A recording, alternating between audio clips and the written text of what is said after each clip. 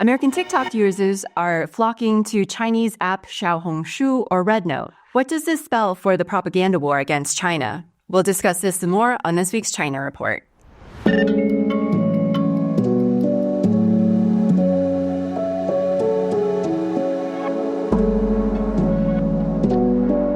Welcome to the China Report, a new show produced in collaboration with Pivot to Peace. Every week, we'll be helping you sort through the propaganda with an independent view of the country that we're taught to hate, but know so little about. I'm one of your co-hosts, Amanda Yee. This is my co-host, KJ Noh. Before we get started, make sure to like, share, and subscribe. With that being said, KJ, why don't you get us started with this week's headlines? Far-right rioters trash Seoul courthouse to protest arrest of president. Waving and wearing both American and South Korean flags, hundreds of far-right rioters in Seoul smashed their way into Seoul's Western Division courthouse, trashing and destroying equipment and servers while assaulting journalists and police. 83 people were injured.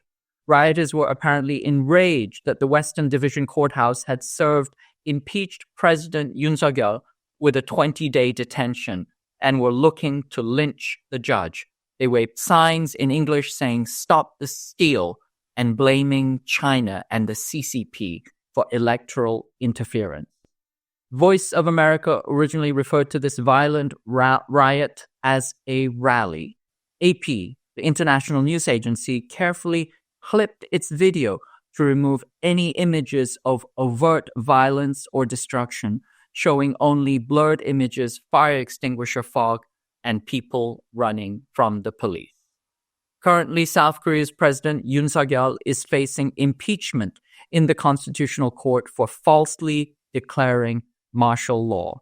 According to recent sworn testimony in the National Assembly, Yoon had tried to provoke war with North Korea. Kinetic war with North Korea would have handed over South Korea's 500,000-strong army to U.S. operational control as provided for under law, signaling that the United States would have been the key beneficiary of the coup as it escalates to war against China and seeks additional troops to staunch the loss of manpower in Ukraine. China has donated 1,000 bicycles to students living in rural areas in Nepal. The bicycles were provided by bike-sharing service provider Hello Incorporated, with the China Foundation for Rural Development bearing the transport costs. Hello Incorporated and the foundation launched this bicycle donation project together in 2021, and as of end of 2024, over 6,000 bikes had been donated to Cambodia and Laos.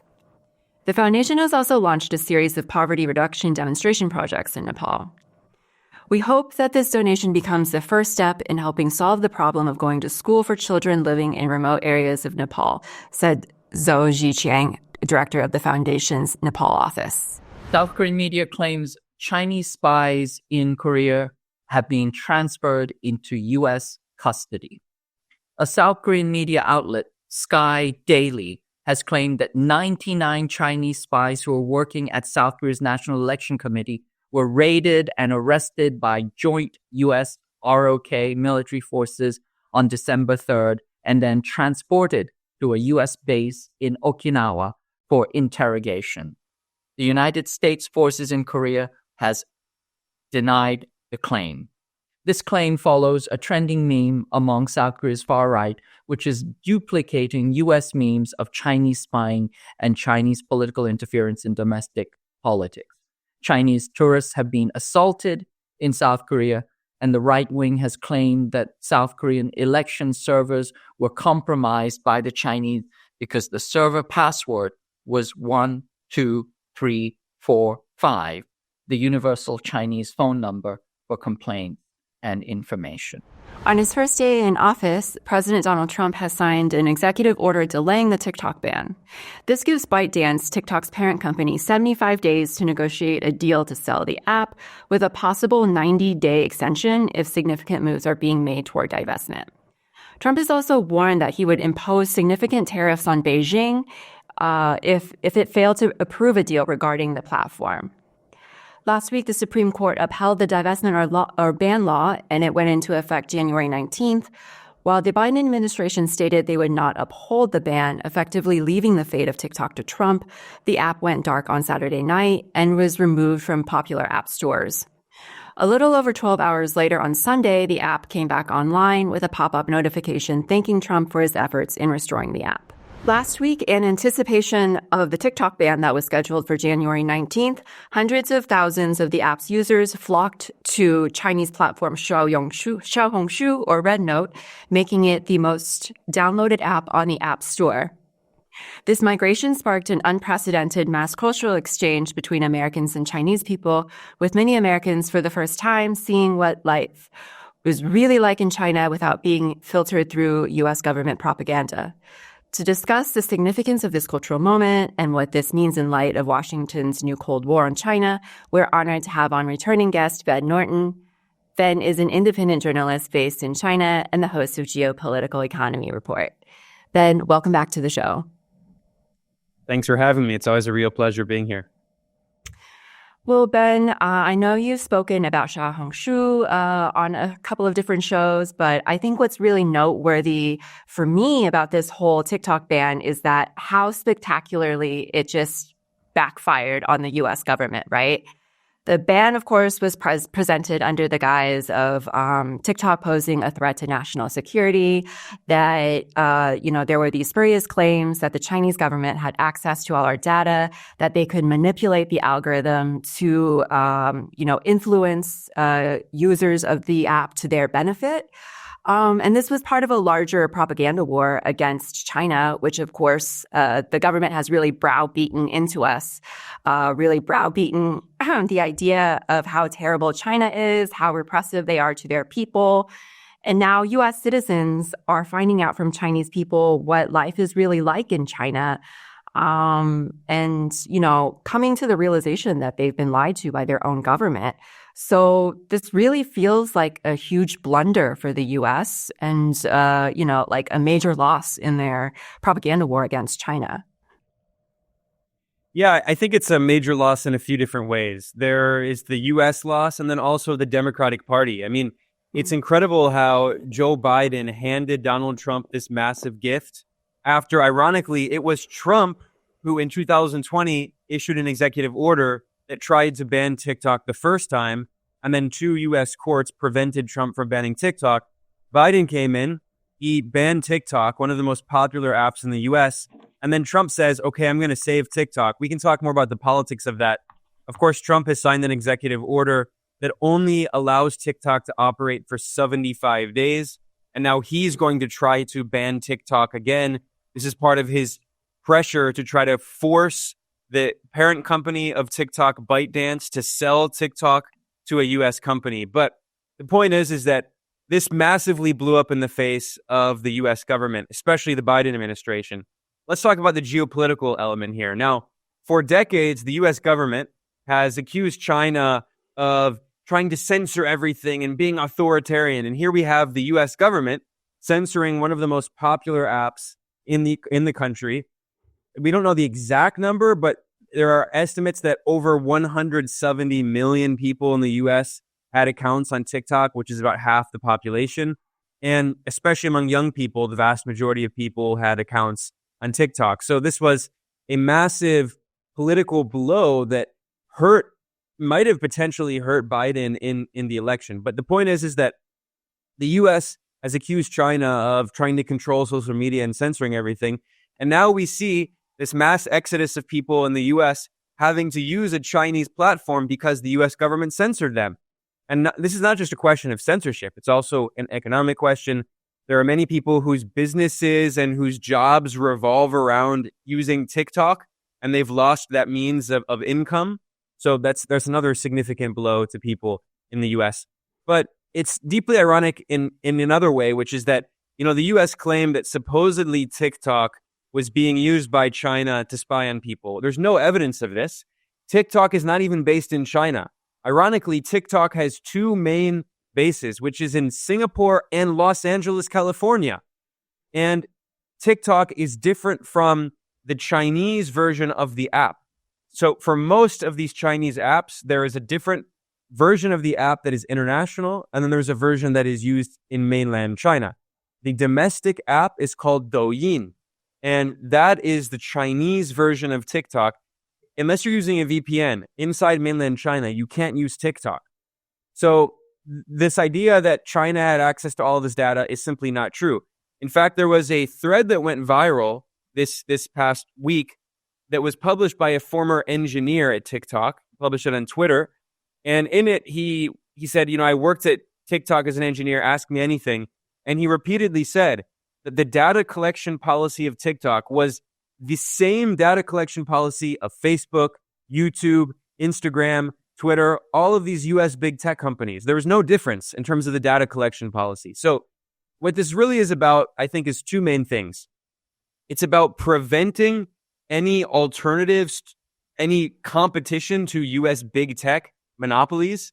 And if you look at, by the way, Trump's inauguration, who was present right in the center sitting with his cabinet members, it was all of the billionaire oligarchs from these big tech companies. Elon Musk, who's basically co-president at this point, he has this very senior role in the Trump administration, the richest man on earth with over $400 billion of wealth. Right next to him, Jeff Bezos, the second richest man on earth, the founder of Amazon with over $200 billion of wealth. And then right next to him, Mark Zuckerberg, the founder and CEO of Facebook, now Meta, parent company, who also has $200 billion of wealth. So, I mean, these are and right next to them as well, you have the CEO of Google and Alphabet. Also, Tim Cook, the CEO of Apple, was there. He's not present in this video. But the point is that these are the big tech oligarchs that play a very significant role in determining U.S. government policy. They had spent a long time lobbying to ban TikTok, and the U.S. government banned TikTok to prevent any competitors. So these U.S. big tech corporations can continue to dominate. And then there's also the element of censorship. Ironically, the U.S. accuses China of censorship. We now know that one of the reasons that U.S. politicians sought to censor TikTok is because a lot of young people were using TikTok to get access to information. For instance, about the horrific crimes against humanity and genocide being committed by Israel with U.S. weapons and U.S. support, or many other conflicts. I mean, TikTok had an algorithm that was not entirely controlled by the U.S. government, unlike Facebook, unlike YouTube, which these are owned by companies, Meta and Google respectively, that have billions of dollars of contracts with the U.S. government, that have a long history of going along with U.S. government censorship requests. Or in the case of Israel, we know that Israel frequently asks Facebook to censor Palestinians, and they censor Palestinians. People who are, artists and journalists, they're not even involved in an armed movement. So there are so many levels of hypocrisy that are breaking down. There's the Biden administration's hypocrisy, the U.S. government overall, its hypocrisy. Trump originally trying to ban TikTok and now claiming to be the savior of TikTok. I mean, every single level is just full of this ridiculous hypocrisy. But I think you said that one of the most interesting points of all of this is that now we see people in the U.S. are finally getting to communicate with people in mainland China, despite the fact that after many decades and decades, they've been bombarded with propaganda telling them all of these lies. Suddenly, they can talk to average people in China and realize that the situation in China is much better than they believed, that many people do live decent lives, and hundreds of millions of people have been lifted out of poverty. And the ridiculous view that people have of China in the U.S. is based on this cartoonish propaganda. In reality, many people in China can afford healthcare, whereas in the U.S. they can't. Food is much cheaper. The standard of living is even higher, despite the fact that incomes are lower. So there's a lot we could respond to, but that's kind of my overall summary there. Yeah, so one thing that I want to point out that's unique about Xiaohongshu, which we showed some of the screenshots, is that it has this text note feature where people can write questions and then other people will respond. So what's been happening as part of this cross-cultural dialogue on Xiaohongshu is that Chinese people are asking Americans about what life is like in China. Americans are asking Chinese people, what life is like in China. And, I've been seeing lots of responses to this. Americans are really seeing through the U.S. government's propaganda.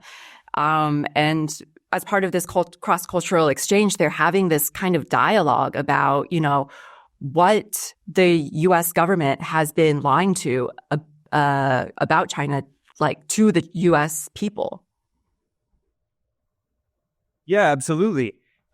First of all, when we should keep in mind that when you look at the Western media coverage of China, basically everyone who works at a major media outlet is an anti-China activist. I would not even call them journalists. They are professional anti-China activists, and they use the media to spread disinformation that benefits the U.S. government and other Western governments that try to, demonize China as part of this new Cold War. If you want to move up the ladder in the mainstream corporate media, you have to be anti-China. No one who's seen as pro-China is going to get a job or be promoted. They will face serious consequences. So it's no surprise that people in the West basically know nothing about China. And recently, the Chinese government, I think, has made a very smart move, and they've significantly reduced the obstacles to getting a visa. And now there are people from many countries, especially in Europe, who can come to China visa-free. And now we're seeing on YouTube, for instance, all these people, these travel bloggers coming to China and being blown away. They're like, I've never seen anything like this. I mean, the infrastructure, first of all, is absolutely amazing. There are these cities in China that many people in the West have never even heard of. They have populations that are larger than New York City, and they have infrastructure that is better than any city in the United States. So that itself has been very eye-opening. But then there's also the fact that you have all these people on Xiaohongshu who are talking to people in mainland China and realizing that just because in the U.S. you make more money doesn't mean you have a better standard of living. Because in the U.S., everything is extremely expensive because the U.S., the role it plays in the global capitalist system is as the banker of the world. It has these financial assets that capitalists around the world invest in and hold their wealth in, which pushes up the price of everything in the U.S., especially real estate, because housing is for investment, not for living in the U.S., unlike in China, where President Xi has emphasized that housing is for living in, not for speculation. In the U.S., it's the opposite. So the cost of everything is so expensive. In order to survive, you have to get paid higher wages than in other countries. But then what you can actually purchase with those wages is lower than in a place like China. Meanwhile, you see these, Western neoliberal economists, and they say, oh, look at China's nominal GDP per capita. It's so much lower than the U.S., not accounting for the fact that the U.S. dollar is very overvalued. The U.S. has been deindustrialized and can't produce anything. The cost of living in the U.S. is so high. So people they're blown away in the U.S. that in China, you can go to the grocery store and buy fresh produce and get a big cart of food, and it costs like 100 yuan, which is like $13, whereas the same thing in the U.S. would be over $100. So just because people make higher wages compared to China doesn't mean they actually live better. That's been very eye-opening. It's also been eye-opening for people learning about the health system in China, learning that you can go to a hospital and you can pay like what ends up often being like $3 to go see a doctor. And to get medicine, it's like $1 because they have all these generics that are produced by Chinese companies, and there are also state-owned companies as well. So, I mean, healthcare is almost free. It's extremely cheap. And that in the U.S., people are spending thousands of dollars to do an X-ray or a CAT scan. And so, again, in the Western media, the narrative about China, and we've actually seen this kind of backlash in social media as well, being like, the average person in China lives in horrific poverty and they don't have enough food. This is a vision that people have of China that if it was ever accurate, and of course it's grossly exaggerated, they're thinking of China maybe 60 years ago. I mean, 800 million people in China have been lifted out of poverty. It's the most incredible campaign of poverty reduction in human history. China has carried out the most remarkable campaign of economic development in modern history. And now people are finally getting a glimpse of that, ironically, because the U.S. government tried to ban an app that the U.S. government couldn't control the algorithm of to prevent them from getting access to information. So now they have access to even more information. It's deeply ironic. I think that commentators have referred to it as the greatest Streisand effect in history. Streisand effect, meaning you're trying to hide something and essentially you send people to see it. And I think what has been striking for many Americans on Xiaohongshu for the first time is that they have really realized, and these are their words, our government has spent decades lying to us. What do you mean that it never had to be this hard for us? Like, what do you mean in other countries they don't have to spend 20% of their paycheck on groceries? What do you mean in other countries everyone can own homes because they're not paying $2,000 a month in rent, or that their mortgages aren't like their entire paycheck? What do you mean that people in China work one job and they don't even work 40 hours and they can easily afford their life? And then I'm over here working 60 hours a week, just me as a single parent, to barely make ends meet. And so I see that this kind of complete breakthrough in class awareness or class consciousness, if you will, because of Xiaohongshu. Not simply in terms of, infrastructure and social services, medicine, but just the entire edifice of lies that they've been fed to seems to have broken down for your average American viewer. What's also funny about this situation with Xiaohongshu is that this is not a political app. So, there are some people now saying that the U.S. government is going to ban Xiaohongshu next, which could be a very real possibility. But Weibo is kind of the main political app, along with Bilibili. Weibo is like the Twitter of China. Bilibili is like the YouTube of China. And there are a lot of the people who do political videos and write about politics and such do it on those apps. Xiaohongshu is similar to Instagram, but a lot of people thought that it was basically the Chinese version of TikTok, although the Chinese version of TikTok is called Douyin, which is basically the exact same app. It's just the version only for mainland China. Although, actually, that has opened up another can of worms when I think about it, because Douyin, the mainland Chinese version of TikTok, has now also changed its policy in response to this mass immigration to Xiaohongshu. Now, Douyin allows people with foreign cell phone numbers to create accounts. So actually, what we're seeing is pretty remarkable. I would say it's pretty historic, which is that some of these Chinese apps are kind of integrating their mainland Chinese app and the international app and kind of breaking down that barrier a little bit. And this wasn't planned in any way. So I think this could be a very historic moment. And the question I have now is, are people going to stay on Xiaohongshu using this app now that TikTok is available? Will TikTok be banned after 75 days? Because Trump, he always says, I'm going to make a deal. He thinks he's a narcissist. He thinks he can just change everything. Yeah, I see a video here of someone saying, American friends, please stay here. I'm not so sure if they will stay there in the long term. But what's interesting is that, Trump claims he can always make a deal. He says he's going to make a deal with, Israel, Palestine. There's not going to be a deal because Israel doesn't want a deal. They want all of the land. They want to colonize everything. And similarly, he says, I'm going to make a deal. Well, he's not going to force ByteDance to sell TikTok. They've made that very clear. They're not going to give U.S. big tech monopolies in Silicon Valley control over this platform. The U.S. represents about 5% of the world population. TikTok is massive in Latin America, in Africa, in many parts of Asia. So why would they ban their app? Why would they sell their app, because the U.S. is threatening to ban it? You know where the largest audience is for TikTok? It's actually Indonesia. It's not even the United States. So, what we're seeing is, I think this is symptomatic of something much larger.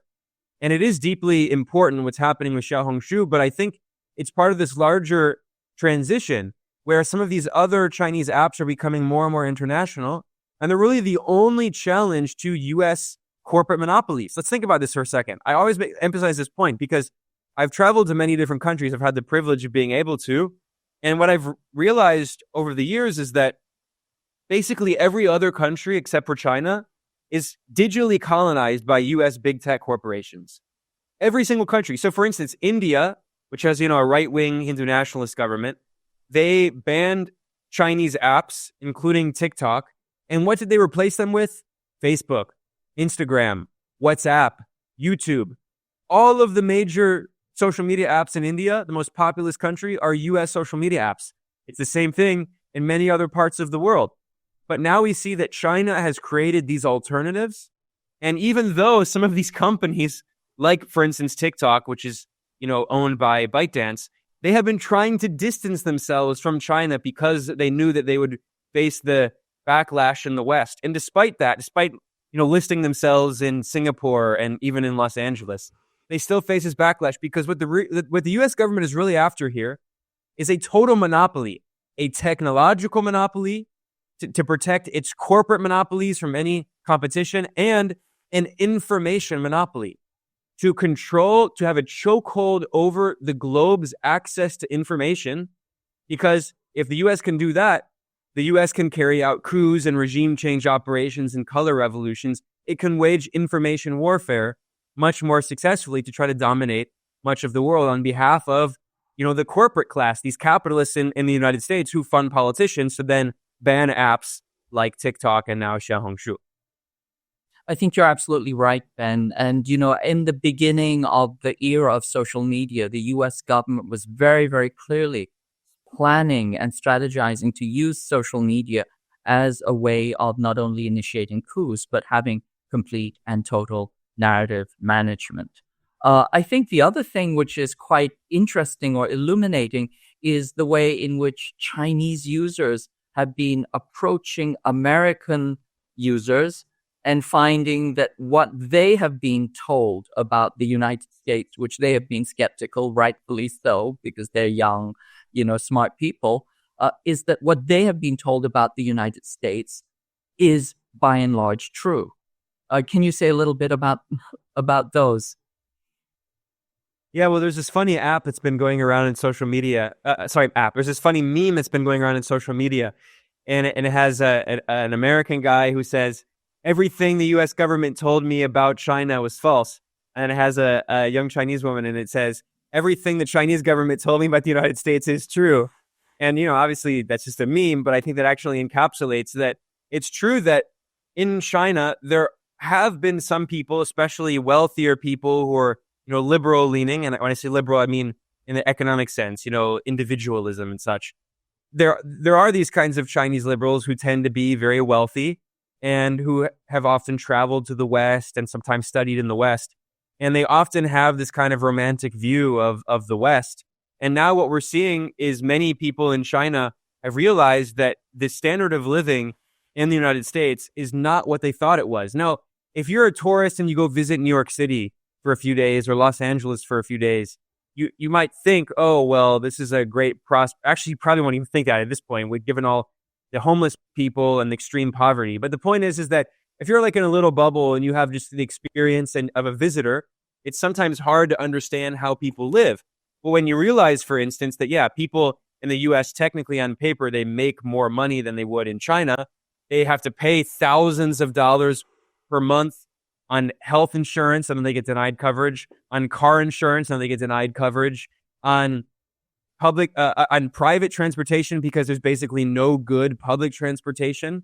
I mean, so again, in the U.S., if you just judge things by per capita GDP, the U.S. looks like a very prosperous country. But first of all, GDP doesn't take into consideration inequality. So if a small handful of rich people get much, much richer, GDP can go up. But average working people can have stagnant wages or even get poorer, but GDP per capita can go up because the rich keep getting richer. So, I mean, the problem is that a lot of people outside the U.S., they look at it through the lens of Hollywood, through, media propaganda, through high supposed, economic data like GDP. But then in reality, when you actually look at how people live, average working people, a lot of people are living paycheck to paycheck. A lot of people are very heavily in debt. A lot of people have to work 2 or 3 jobs. A lot of people are homeless.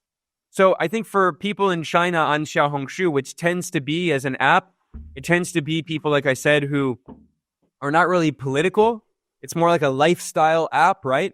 And it's often people in their 20s and 30s, and they haven't been engaged in politics.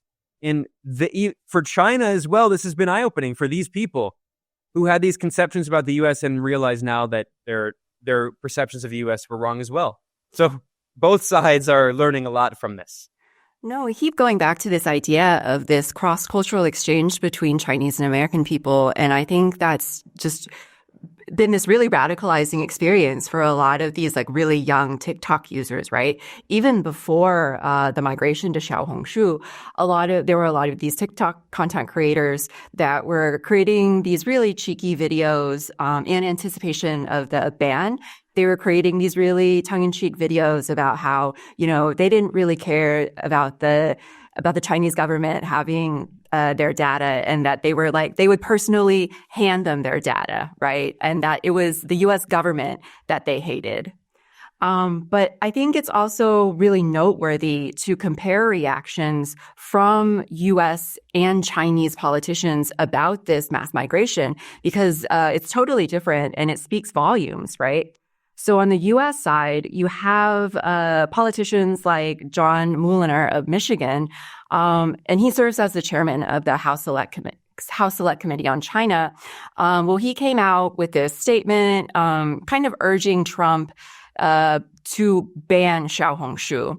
And he said something like, Chairman Mao's Little Red Book, because Xiaohongshu means Little Red Book in Mandarin, right, was instrumental in China's communist cultural revolution. Today, a Chinese app of the same name wants to be the next TikTok, complete with Chinese control. Now, you have that from U.S. politicians, but then on the Chinese side, you have the Chinese Foreign Ministry spokesperson responding in a much more positive way. He said during a press conference, as a principle, China has always supported and encouraged cultural exchanges with other countries to promote mutual understanding. And then Xi Jinping himself, he released a statement that said, U.S. China relations lies with the people. And rather than call them TikTok refugees, let's call them villagers of the earth who have found a new home.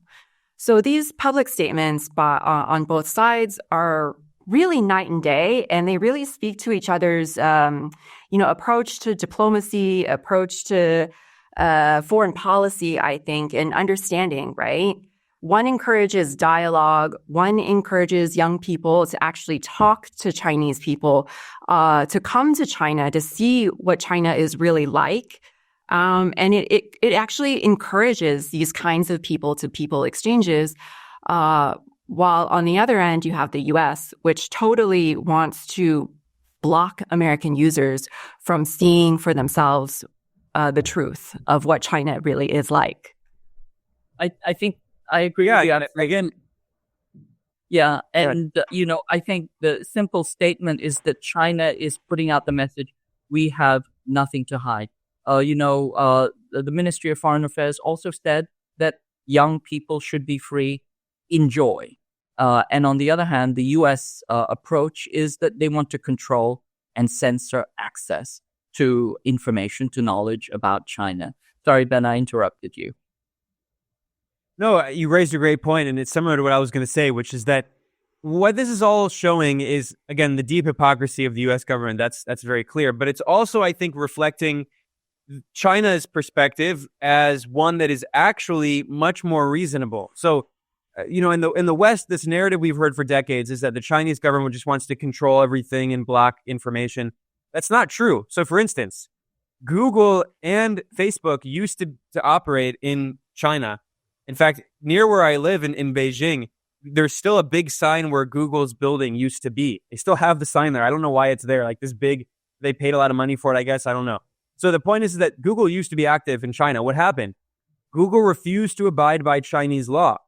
And because they didn't abide by Chinese law, they left China. They voluntarily chose to leave China. China's policy on U.S. social media platforms has been that these platforms must abide by Chinese law. They refuse to do so. So, now the U.S. claimed for decades that China had this great firewall. They wanted to censor all information. What China was doing was defending its own sovereignty, and these U.S. companies refused to recognize Chinese sovereignty and abide by Chinese law. China created its own digital media platforms to protect its sovereignty. So the U.S. could not use these apps to try to destabilize the Chinese government. We've known for many years that the U.S. government has done this. So, for instance, in the case of Cuba, it was revealed that the CIA created a Twitter alternative called Sunsuneo, which was operated by the U.S. government, by the CIA through USAID, the so-called aid agency, in order to try to carry out a coup, a so-called color revolution to overthrow the Cuban government. We know that in many countries, the U.S. has used social media platforms to spread disinformation through bot networks. This was exposed in Venezuela, in Mexico, in Nicaragua, in Bolivia during the coup attempts there. This was exposed a few years ago that there was a troll farm being operated by a PR firm a few blocks away from the White House in Washington that was being paid millions of dollars of contracts to back right-wing coup plotting groups in Latin America. I mean, these social media platforms have been used by the U.S. as tools of destabilization. China was defending its sovereignty. Now, the U.S. government is trying to ban all Chinese-linked apps because the U.S. government can't control them, what is its argument? Its argument is this is a matter of national security. China was saying that for many years, that China's national security was actually being threatened by the U.S. through the weaponization of these apps. So all the U.S. government is actually doing is showing that China was right the entire time, that China's argument was actually entirely reasonable. And now China is the one that's actually opening up a bit more and moving toward the internationalization of these apps that previously were limited more to the mainland. So what we actually see is the exact opposite of what the U.S. has said about China being so isolated and closed-minded. China is the one that's opening up, deepening its exchange with countries around the world. It's the United States that is becoming more and more closed-minded and closed off and xenophobic. I agree with you absolutely, Ben. And just, to highlight this notion of the kind of havoc that social media can cause, Facebook was actually complicit in stoking mass hatred for, mass atrocities in China at the time. This was related to, kind of religious extremism. And they had been told that they needed to stop this propagation of religious extremism, which they didn't. And then they were forced to leave. But we saw the other example where they were not stopped in Myanmar, where Facebook was similar to in China, facilitating this radical Takfiri Islam and that religious hatred, and that resulted in the Rohingya massacre. And so I think these pernicious effects are very clear and obvious. Currently, South Korea is undergoing a massive reactionary coup, if you will, or the beginnings of a reactionary color revolution. And there's very good evidence that shows that YouTube algorithms are very, very important in this propagation. But I wanted to come back to this notion of narrative management, because some people have said, you go on to Xiaohongshu and it's just a curated Potemkin village. Everybody on that app is just rich. You're only meeting the rich people of China, and it's all an illusion. Now, if it's just, the rich people, that's 300 million rich people that you're encountering, which is impressive in and of itself. But how would you respond to those allegations that this is just a complete Potemkin village, an illusion? Well, you made the perfect observation there, KJ, which is that, okay, so the U.S. propagandists want us to believe that everyone in China is poor. Well, if everyone on Xiaohongshu is rich, and there are 300 million rich people in China, that's very impressive. 1/4 of the population is rich. No, I mean, obviously, this is just one of the ridiculous talking points that is used. And what often happens with this propaganda is there's a small grain of truth, and then it becomes grossly exaggerated. So, like I emphasized earlier, it's not true that everyone in Xiaohongshu is just rich people and they're out of touch. No. What I did emphasize is that what is true about Xiaohongshu is that it is not a political app. It is a lifestyle app associated mostly with young people in urban areas. And what you can say is it's not just a bunch of rich people. What you can say, it's mostly young people. And it's, until recently, it was largely used for like most people's Instagram accounts. Most people don't use Instagram to post about politics and whatever other issues. They focus on their friends and places they go, and they take photos, and they post about fashion and things like that. That's how Xiaohongshu was. Very similar to Instagram. Like I said, it was not really a political app. And now what we're seeing is much more political discussion on the app because all these people from the U.S. have gone over. And naturally, even if they weren't very political, this experience of being censored by the U.S. government has politicized them and opened them up to learning more about China. And like I said, if you go on other Chinese social media apps, especially Weibo and Bilibili, you can see a lot of political discussion and debate. Chinese social media is very vibrant. There are tons of debates happening all the time. This idea in the West, again, it's frankly racist, this idea that people in China don't have any room to debate. There are very vibrant debates that happen here. And yes, there is censorship that exists on very specific issues, which often involve violence and extremism, calls to destabilize the government. Yes, those are censored. But there are many complex debates going on about local Chinese policy, Chinese politicians, about international politics, the United States, all these things happening in other apps. And it's very ironic that Xiaohongshu has now become this app that is associated with, the whole Little Red Book thing, the irony of it being called that is, it was meant to be ironic that it was called Xiaohongshu. First of all, in Chinese, the so-called Little Red Book is not called the Little Red Book. It's called the sayings of Chairman Mao in Chinese. It's not literally called Xiaohongshu, which literally means Little Red Book. So even the name itself was supposed to be kind of this ironic jab, but it shows how these politicians, like, Amanda quoted this crazy U.S. politician comparing it to the Cultural Revolution. It shows how insanely out of touch these Western politicians are.